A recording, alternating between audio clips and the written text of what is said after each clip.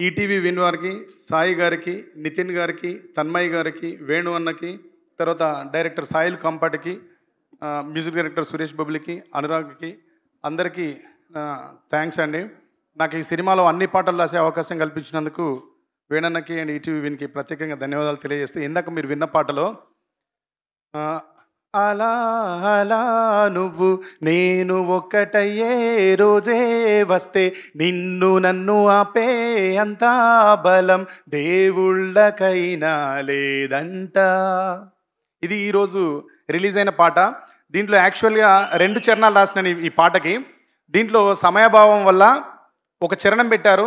సినిమాలో పెట్టని చరణం నేను మీకు చెప్తాను.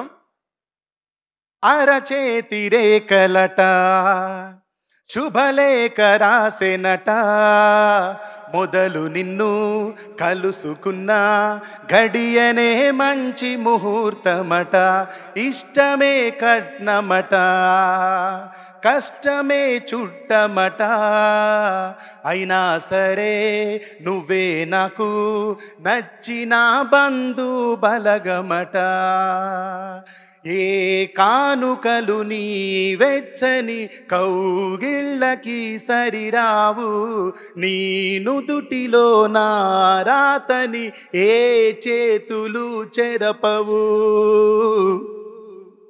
ఇదే ఇదే నిజం నువ్వు నేను మనం అయ్యే క్షణం, రాకుండా నీకు నాకు మరణం, రమ్మన్న రానే రాదంట.